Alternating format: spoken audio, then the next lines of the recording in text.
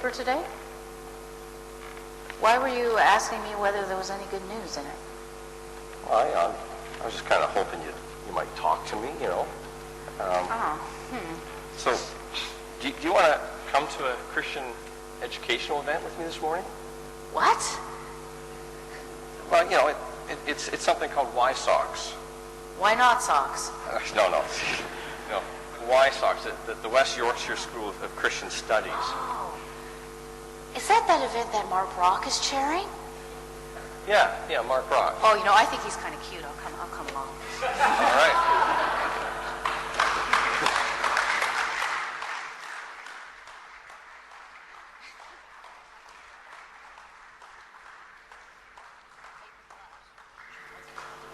I didn't hear what you said.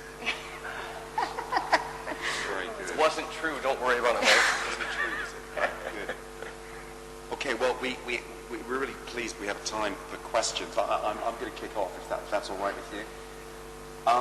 Romans 13, I'm a little bit disappointed. Can I make myself vulnerable? That you didn't really mention that. I'd just like to hear your take on Romans 13, which, as you know, is the passage where, it's a big passage, but it's about governments and submitting to governments seems to be the major theme of that passage. Now, there might be people out there who might say to you, if I can be frank, you're just contradicting the whole of Romans 13. So, on your bike back to Canada. How would you respond to that? Say we broke free of the empire. Get used to it. No. If you turn to Romans 12 and Romans 13, if you have a Bible, there's a Bible in the pews. I'm going to look at Romans 13 in the context of Romans 12, which we alluded to briefly. And we tried to give a big overview of Romans so that the questions could bring out things about the specific passages because it's a big letter. Romans 12, beginning, say in verse 14, you start to get the language that Paul has of blessing those who persecute you. Bless and do not curse them. Now, often the sense of Romans 12 is that this is about personal relationships in the community, right? So, Mark has deeply offended me, and, I should probably forgive him. Maybe. I'm sorry I So, offended you. yeah, well, that's okay. It won't be the last time, no. But, a lot of it's talking about blessing those who persecute you. This is about Rome. This is about political enemies that the Christians are facing. And then the letter goes on to talk about do not repay, verse 17, anyone evil for evil, but take thought for what is noble in the sight of all. If it is possible, so far as it depends on you, because this is a community with not a lot of power, but as it depends on you, live peaceably with all. And then this very interesting bit, I'm getting to Romans 13, by the way. Beloved, never avenge yourselves, but leave room for the wrath of God, for it's written, vengeance is mine, I will repay, says the Lord. Now it sounds like Paul is saying, you don't need to take vengeance because God is the one who's going to take vengeance and he's going to come and get your enemies for you. You won't have to do it. Except the next word is no. This is actually a saying. Paul is quoting here, vengeance is mine, says the Lord. And it's like he's saying, no, there's a different way. No, if your enemies are hungry, feed them. If they're thirsty, give them something to drink. For by doing this, you will heap burning coals on their heads. Now, this is a quotation from the book of Proverbs chapter 25. But it also alludes to an Old Testament story. In 2 Kings 6, I'm sure you're all deeply familiar with the story. Just 1 second. Yeah. Just something I hadn't thought of before. Yeah. That it's a quote from Proverbs, and Proverbs is actually a book that loves doing this kind of thing. A pithy little quote, and then a correction to it in the next line. That's true. That happens in Proverbs a lot, and it seems like Paul might be doing the same thing. Okay. 2 Kings 6, a story about Elisha. And the Arameans keep coming into Israel, to Syria, or coming into Samaria, and they keep having these raids. And the Israelites seem to know where they're coming all the time. And the army's ready.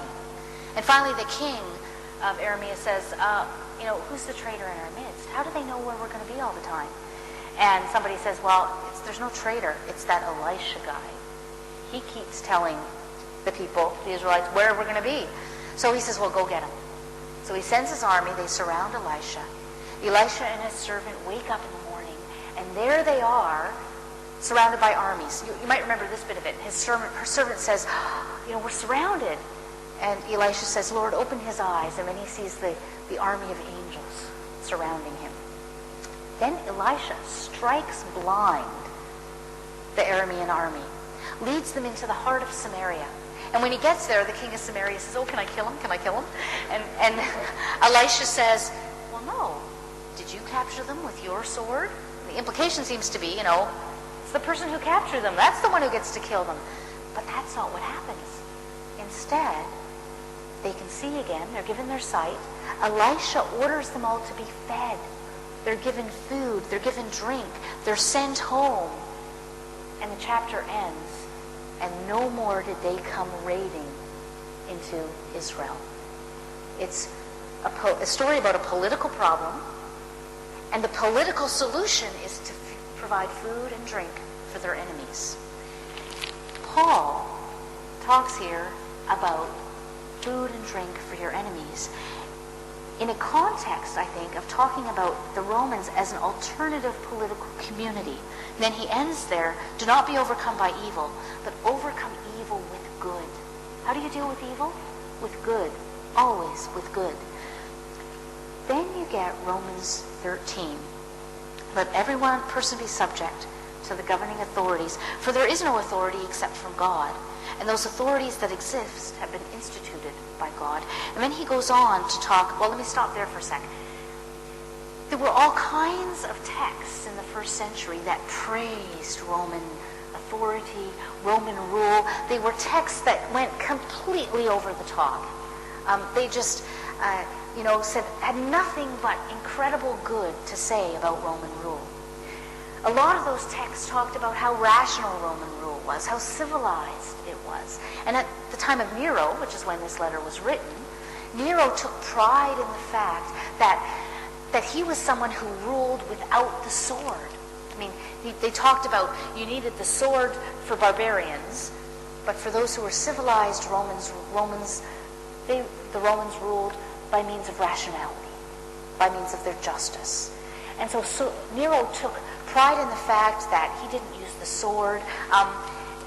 When there was no war thought to be going on anywhere in the empire, the doors would be shut on the temple of Janus as a symbol that no wars were happening.